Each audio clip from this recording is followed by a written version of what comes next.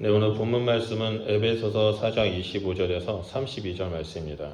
에베소서 4장 25절에서 32절 말씀입니다.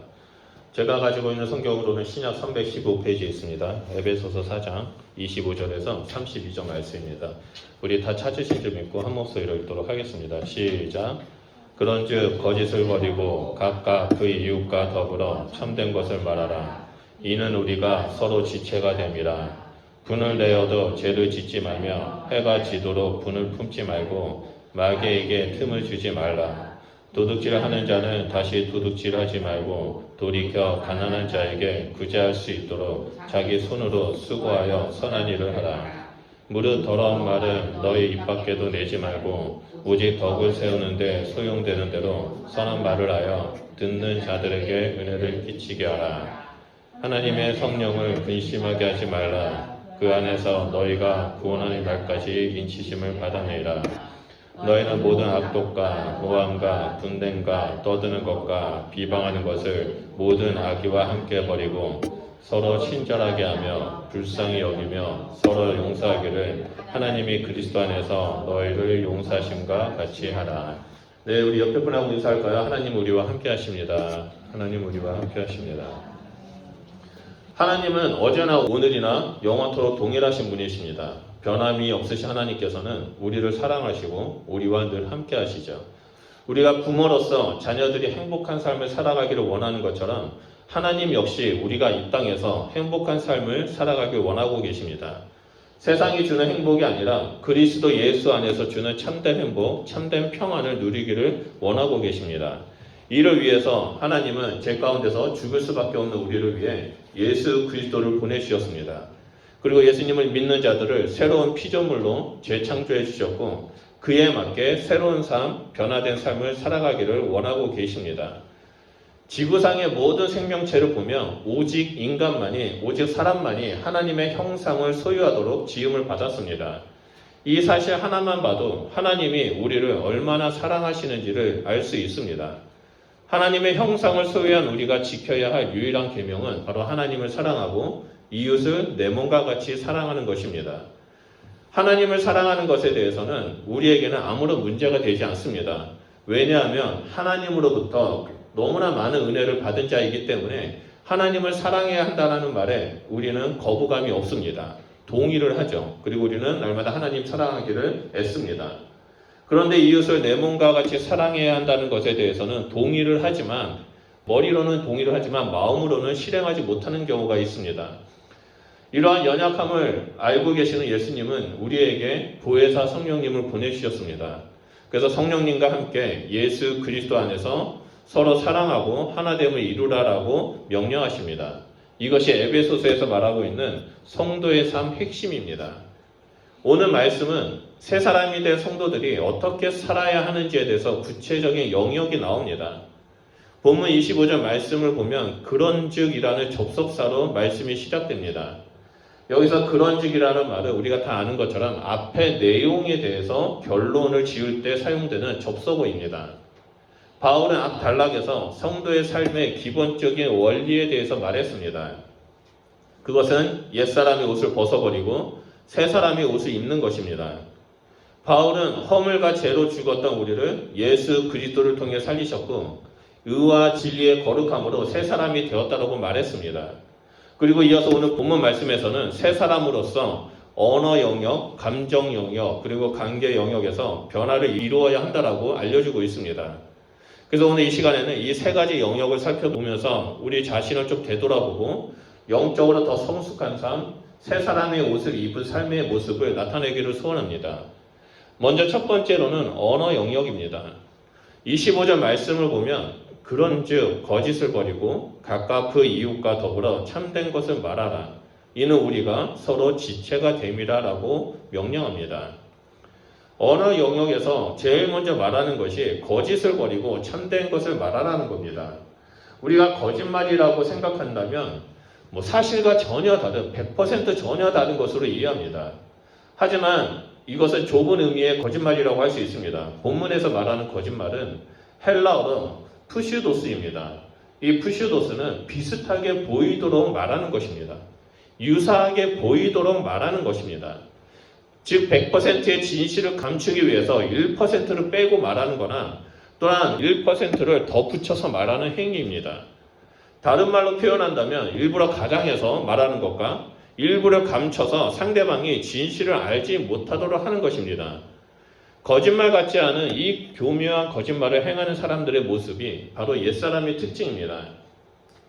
이 옛사람들은 자신이 얻고자 하는 것을 추구하기 위해서 교묘하게 거짓말을 합니다. 사실에 근거해서 자신의 생각을 더 붙여가지고 상대방을 속입니다. 또는 사실에 근거해서 어떠한 중요한 메시지를 빼고 자신의 생각을 주입해서 상대방을 속입니다. 그 이유는 유익을 추구하기 위해서죠. 모든 것이 완벽하게 속이고 거짓말이 탄로나지 않는다 할지라도 이러한 사람들의 특징을 보면 결국 사람들과의 신뢰가 무너지고 분열되는 일들이 일어나게 됩니다. 그래서 바울은 에베소 교회의 성도들에게 거짓을 버리고 이웃과 더불어 참된 것을 말하라라고 권면합니다. 그 이유는 우리가 서로 지체가 되었기 때문입니다. 만일 교회 안에서 서로 진실을 말하지 않는다면 성령님께서 하나 되게 하신 그 연합은 깨어질 것입니다. 그렇기 때문에 성도들은 서로 마디마디가 연결된 지체라는 사실을 기억하면서 어떠한 거짓이라도 1%라도 넣거나 빼는 일이 있는 것이 아니라 오직 참된 것을 말하며 예수님을 따라야 된다라고 바울은 알려주고 있습니다. 예수님을 믿는 우리가 가장 범하는 실수가 무엇이냐면 하나님의 뜻이라는 말을 사용한다는 겁니다. 하나님이 나에게 이렇게 말씀하셨어. 하나님의 뜻이 이거야. 그러니까 너도 이렇게 해야 되라고 자신의 주장을 하나님의 뜻에 또는 하나님의 말씀에 밑에 숨겨가지고 사람들에게 얘기한다는 거죠. 우리는 이 100% 거짓말하는 것만 주의하는 것이 아니라 조금이라도 거짓말을 보태서 말하는 것에 대해서 조심해야 됩니다. 내 생각, 내 주장이 맞다라는 것을 주장하기 위해서 성경 구절을 이용하고 하나님의 이름을 망령되이 일컫는 것에 대해서 우리는 성도로서 조심해야 한다는 거죠. 우리는 자기를 부인하고 그리스도 사랑 안에서 하나됨을 힘써 지키는 자로 부르심을 받았지 내 주장을 관찰하기 위해서 내 주장을 이루기 위해서 부르심을 받지 않았습니다. 우리의 부르심은 참된 말을 하면서 서로 한 몸을 이루는 것입니다. 그렇기 때문에 새 사람의 옷을 입은 자로서 내가 손해본다 할지라도 참된 말을 행하는 자가 되어야 한다는 겁니다. 바울이 이어서 언어 영역의 두 번째로 더러운 말을 하지 말라고 말합니다. 29절 말씀입니다. 29절 말씀을 보면 무릇 더러운 말은 너희 입 밖에도 내지 말고 오직 덕을 세우는 소용되는 대로 선한 말을 하여 듣는 자들에게 은혜를 끼치게 하라라고 말합니다. 여기서 더러운이라는 헬라어 원문적 의미는 썩은 과일이나 썩은 생선에서 악취가 막 날 때 사용되는 단어입니다. 그래서 이 썩은 악취가 막 나는 그런 것을 볼 때 더럽다라고 헬라어에서 말합니다. 근데 이 더러운 것과 말이 붙습니다. 그래서 이 더러운 것과 말이 붙여지면서 합쳐질 때 이 말은 어떻게 사용되냐면 상대방을 깎아내리기 위해서 험담하는, 비방하는, 중상모략하는 것으로 말이 의미가 됩니다.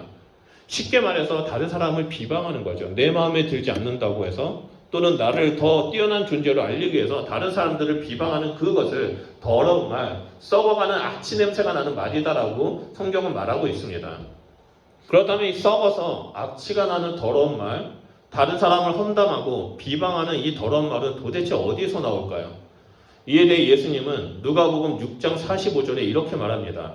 우리 누가복음 6장 45절 중요한 말씀이니까 우리 다 같이 읽도록 하겠습니다. 시작. 선한 사람은 마음에 쌓은 선에서 선을 내고 악한 자는 그 쌓은 악에서 악을 내나니 이는 마음에 가득한 것을 입으로 말함이니라. 이 더러운 말, 썩은 내가 넘쳐나는 이 악취나는 말, 거짓말, 이 모든 것들은 마음에 가득한 것이 입에서 나오는 것이라고 말하고 있습니다. 내가 원하는 것을 얻기 위해 거짓말을 하고 내가 저 사람보다 더 뛰어나고 내가 인정받기 위해 다른 사람을 비방하는 말이 나온다는 겁니다. 그런데 예수님은 이 모든 것이 마음에 가득 쌓인 악 때문에 입으로 나온다라고 가르쳐주고 있습니다. 우리는 더 이상 옛사람이 아닙니다. 우리는 예수 그리스도를 믿음으로 말미암아 새 사람의 옷을 입었습니다. 겉모습만 새 사람의 옷을 입은 것이 아니라 우리의 마음도, 우리의 영혼도, 우리의 육신도 모두 예수 그리스도의 보혈로 말미암아 새 사람의 옷을 입었습니다. 그렇기 때문에 우리가 날마다 피 흘리기까지 싸워야 하는 이유가 여기에 있습니다. 그것은 바로 우리는 새 사람으로서 새 사람의 삶을 살아야 되기 때문입니다. 우리가 살고 있는 이 세상은 영적 전쟁 한가운데 있습니다. 영적 전쟁에서 우리가 승리할 수 있는 유일한 방법은 예수 그리스도를 의지하고 마음의 변화를 받아 사람들을 살리는 말을 하는 겁니다. 진실된 말을 하는 겁니다. 다른 사람들의 인격을 손상시키는 것이 아니라, 거짓말을 하는 것이 아니라 사람들을 격려하고 세워주는 말을 하는 것이 바로 우리의 사명이자 우리의 의무입니다. 그래서 오늘 함께 예배드리는 우리 성도님들은 이 살아계신 하나님과 동행하면서 어느 영역에서 늘 승리하는 복된 그리스도인이 되시기를 축원드립니다. 그리고 두 번째로 살펴보고자 하는 것은 감정 영역입니다. 26절과 27절 말씀을 보도록 하겠습니다. 분을 내어도 죄를 짓지 말며 해가 지도록 분을 품지 말고 마귀에게 틈을 주지 말라라고 바울은 말하고 있습니다. 여기서 분을 내어도 죄를 짓지 말며라는 헬라어 원문 성경 구절을 그대로 직역하면 분을 내어라, 하지만 죄를 짓지 말아라입니다. 즉 사람은 누구나 분을 낼 수 있다는 겁니다. 분을 내는 것은 죄가 아니라는 겁니다. 하지만 분을 내는 것은 잘못된 것이 아니지만 그 뒤에는 죄가 뒤따르고 있다는 것을 알려주고 있습니다. 죄가 뒤따르니까 해가 지도록 분을 품지 말라라고 말하고 있습니다.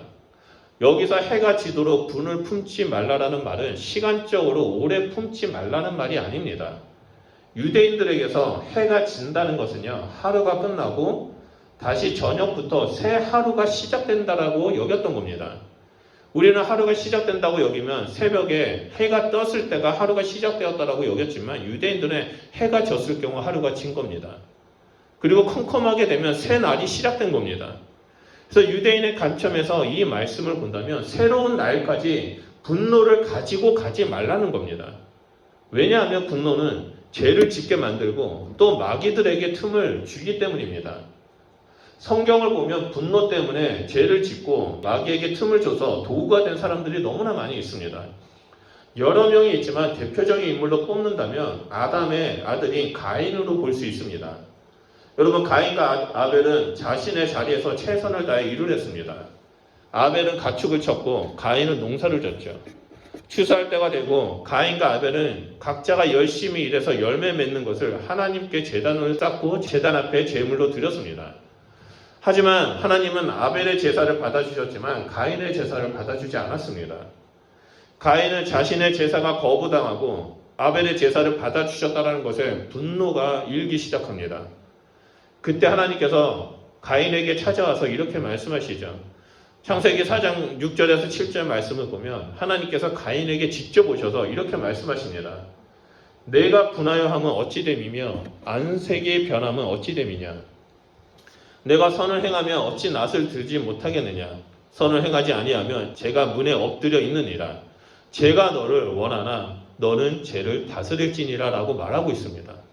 하나님은 분노하는 가인에게 죄가 문 앞에 엎드려 있다. 네 바로 앞에 있다. 그 죄가 너를 원하고 있다. 그러니 너는 죄 앞에 쓰러지지 말고 죄를 다스려라 라고 말씀하고 있습니다. 근데 가인은 이 하나님의 말씀을 듣지 않습니다. 계속 분노의 감정에 집중하죠. 그래서 결국은 이 가인은 그 아벨을 들로 끌고 나가서 죽입니다. 만약 하나님께서 이렇게 말씀하셨을 때 가인이 하나님 앞에 나아가 하나님 왜 아벨의 제사는 받아주시고 제 제사는 받아주지 않았습니까? 라고 물었다면 하나님께서는 분명히 가인에게 그 잘못을 알려주시고 돌이켜 주셨을 것입니다. 온전한 예배를 드릴 수 있도록 온전한 제사를 드릴 수 있도록 가르쳐 주셨을 것입니다. 근데 가인은 그렇게 하지 않았습니다. 자기 감정에 치중했습니다. 집중했습니다. 계속 분노를 묵상하다 보니까 결국 아벨을 들에 데리고 가서 쳐 죽이는 죄를 범했습니다. 그리고 여기서 끝나는 것이 아니라 그는 하나님 앞을 떠났고 그의 후손주 라멕은 최초로 하나님의 창조 질서를 무너뜨리는 죄를 범했습니다. 그리고 하나님을 대적하는 자가 되었습니다. 이를 볼 때 우리의 감정을 다스리는 것이 이 감정 영역이 변화되는 것이 얼마나 중요한 것을 볼 수 있습니다. 하나님은 우리에게 감정이라는 것을 주셨습니다. 이것은 정말 놀라운 선물입니다. 다양한 감정을 통해서 우리는 생생하게 살아가고 있음을 느끼게 됩니다. 또한 다양한 감정을 통해서 하나님 아버지의 마음을 느낄 수 있습니다. 우리에게 주어진 이 감정들은 하나님을 만나기 위한 중요한 연결점이 됩니다. 도구가 됩니다. 그런데 내가 느낀 감정에만 집중하다 보면 자신을 초라하게 여기게 되고 분노하게 되고 죄를 불러일으키게 됩니다. 또한 마귀에게 틈을 주어서 사단의 도구가 되어버립니다.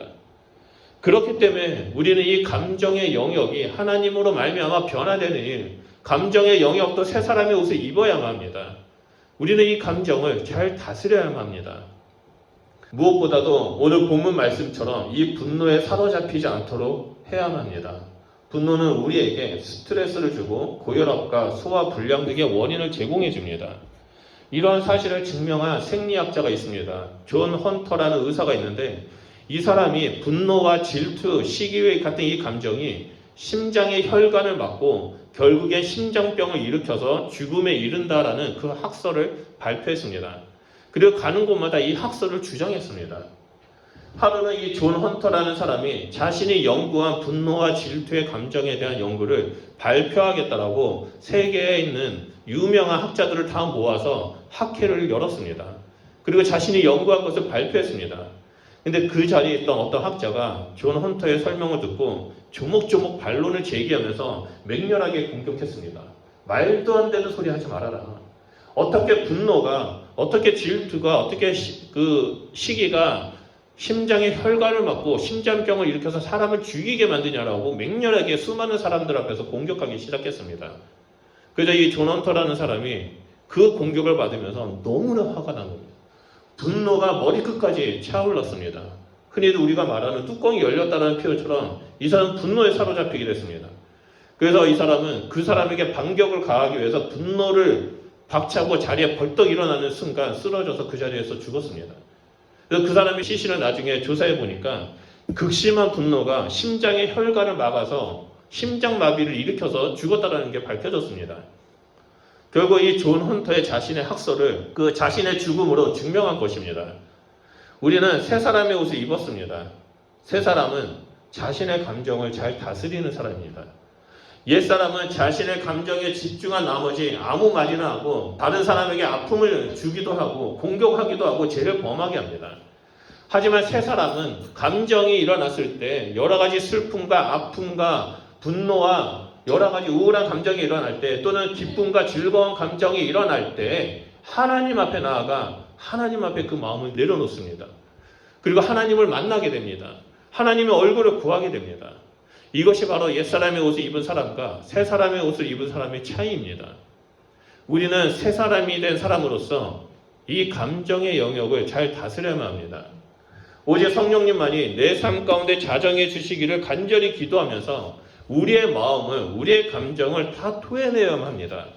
그럴 때 우리는 죄 가운데 쓰러지지 아니하고 마귀의 도구가 되지 아니하고 하나님의 형상을 드러내는 자가 될 수 있게 됩니다. 그리고 마지막으로 바울은 사람과 사람과의 관계 영역에서 변화가 있어야 된다고 말합니다. 28절 말씀입니다. 도둑질하는 자는 다시 도둑질하지 말고 돌이켜 가난한 자에게 구제할 수 있도록 자기 손으로 수고하여 선한 일을 하라라고 말하고 있습니다. 우리가 알고 있는 도둑질은 나의 이익을 위해서 다른 사람의 돈이나 물건이나 기증품을 훔치는 것을 말합니다. 아무도 없는 집에 좋은 것들을 훔쳐가는 것을 우리는 도둑질이라고 말하죠. 하지만 성경에서 말하는 도둑질은 그것뿐만 말하는 것이 아니라 다른 도둑질의 의미도 있습니다. 그것이 뭐냐면 이 도둑질은 헬라어로 호크레프톤이라고 하는데요. 이것은 모든 종류의 부당한 착복을 의미할 때 말하는 겁니다. 한 예로 정당한 대가를 지불하지 않는 것도 도둑질이라는 거죠. 예를 들어서 법적으로 정당한 그 급여를 주지 않고 그 사람에게 적은 급여를 주면서 일을 시키는 것도 도둑질의 하나라고 말하는 겁니다. 다른 사람을 내 편으로 만들기 위해서 수많은 거짓말을 해서 그 감정을 취하는 것도 도둑질이라고 말하는 겁니다. 이런 일들을 행하는 사람들의 공통점은 오직 하나입니다. 그것은 자신의 이익을 위해서입니다. 그런데 바울은 이제 새 사람이 되었으니 자기의 유익을 위해 사는 것이 아니라 다른 사람의 유익을 위해 살아가라라고 말하고 있습니다. 이제는 습관적으로 자기 유익을 위해 속이고 도둑질하는 것이 아니라 열심히 일해서 다른 사람의 유익을 위해 선한 일을 행하며 섬기며 살라라고 말하고 있습니다. 이것이 새 사람의 옷을 입은 사람의 구체적인 특징이라고 알려주고 있는 겁니다. 바울이 이렇게 말하는 이유가 있습니다. 그것은 우리 모두 다 값없이 하나님의 은혜를 받았기 때문입니다. 우리가 죄인이었을 때 하나님은 값없이 복음을 우리에게 알려주었습니다. 우리가 죽을 수밖에 없었을 때 하나님은 값없이 독생자 대신 예수 그리스도를 보내주셨습니다. 그리고 우리가 예수님을 믿었을 때 하나님은 값없이 우리를 용서하시고 우리를 의롭게 하셨습니다. 하나님의 은혜로 하나님의 형상된 우리가 다른 사람의 유익을 위해 선한 일을 행하는 것은 당연한 이치입니다. 우리 모두는 이 하나님의 은혜로 말미암아 살아가는 자이죠. 하나님의 은혜로 말미암아 값없이 새 사람의 옷을 입은 사람들입니다. 그렇기 때문에 값없이 받은 것을 우리는 값없이 이웃들에게 나누는 자가 되어야 한다는 겁니다. 우리는 하나님의 은혜를 기억하면서 최선을 다해 이루라고 최선을 다해 공부를 해서 다른 사람을 섬기고 그리스도 안에서 세우는 삶을 살아야만 한다는 것을 오늘 본문 말씀을 통해서 알 수 있습니다. 제가 어렸을 때 저희 부모님이 그 집안 어른들께서 저에게 하셨던 말이 있습니다. 공부해서 남주냐? 공부해라. 네가 공부하면 모든 것이 다 너에게 축복으로 되돌아온다라고 말을 한 적이 있습니다. 근데 제가 사역을 하다 보니까 그리고 성경을 열심히 읽고 묵상하다 보니까 공부해서 남주는 게 맞습니다.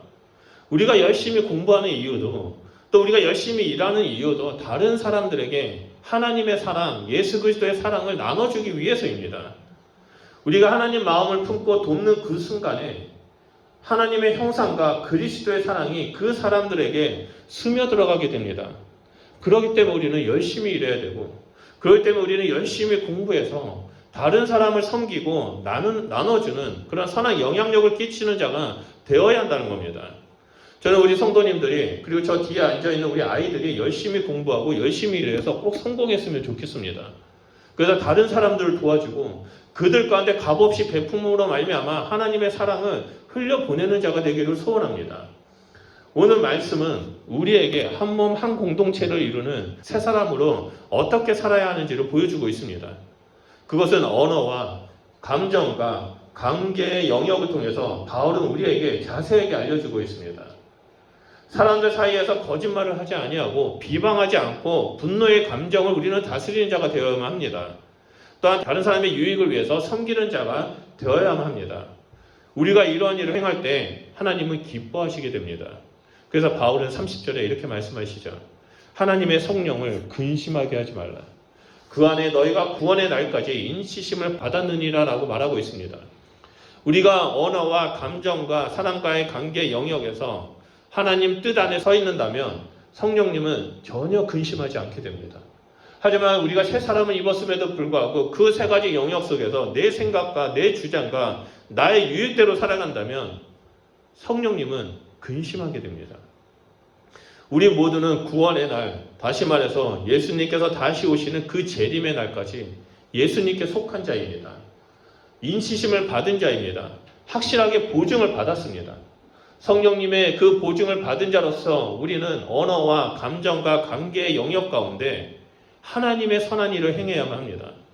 그래서 31절에 바울은 또 이렇게 말하죠. 모든 악독과 노함과 분냄과 떠드는 것과 비방하는 것을 모든 악을 함께 버려야 한다라고 말합니다. 그리고 이웃과의 관계에서 32절 말씀처럼 서로 친절하게 하며 불쌍히 여기며 서로 용서하기를 하나님이 그리스도 안에서 너희를 용서하심과 같이 하라라고 말하고 있습니다. 우리가 이렇게 언어와 감정과 이웃과의 관계 영역에서 올바로 서 있게 되었을 때 우리는 드디어 마디마디가 연결되어 머리 대신 예수님과 함께 한 몸을 이루는 공동체를 이루게 됩니다. 우리가 새 사람으로 인치심을 받은 자로서 사는 것은 의무감으로 사는 것이 아닙니다. 어쩔 수 없기 때문에 억지로 사는 것이 아닙니다.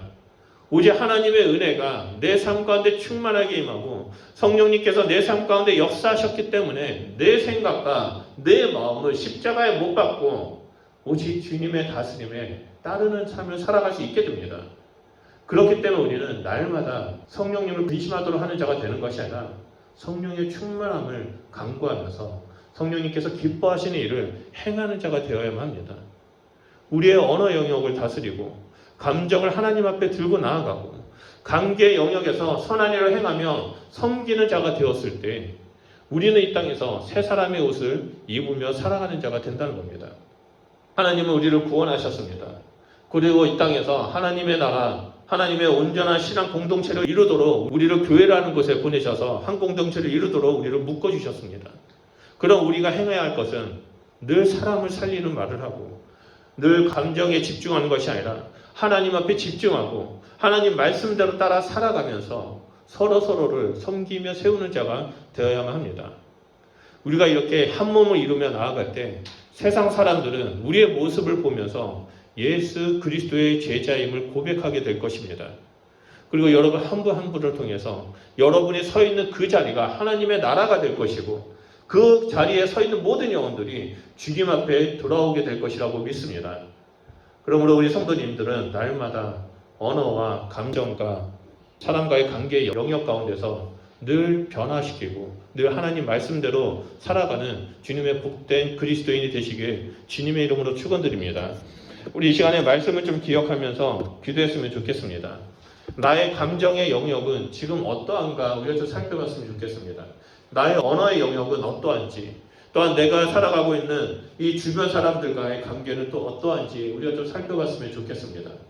그러면서 우리가 이 땅에서 그리스도인으로서 새 사람의 옷을 입은 사람으로서 하나님 내가 새 사람의 옷, 그 세마포 옷을 입은 자로서 온전하게 서 있는 자가 되기를 소원합니다. 나의 언어가 사람을 살리는 언어가 되어 내 주변에 있는 사람들을 하나님 앞에 이끄는 자가 되기를 소원합니다. 나의 감정이 나를 다스리는 것이 아니라 이 감정을 하나님 앞에 올려드리며 하나님을 만나고 하나님이 나를 다스리는 그러한 삶을 살기를 소원합니다. 또한 사람과의 관계 속에서 내가 어떠한 것을 얻기 위해서 노력하는 것이 아니라 내가 그 사람을 이용하는 것이 아니라 내가 손해를 본다 할지라도 하나님 내가 그 사람에게 선한 영향력을 끼치며 섬기는 삶을 살겠습니다. 그러니 저를 통해서 이 땅 가운데 하나님 나라가 일어나게 하시고 이 땅 가운데 부흥의 역사가 일어나게 해주십시오라고 우리 말씀을 기억하면서 주여 삼창하며 기도하도록 하겠습니다. 기도하겠습니다.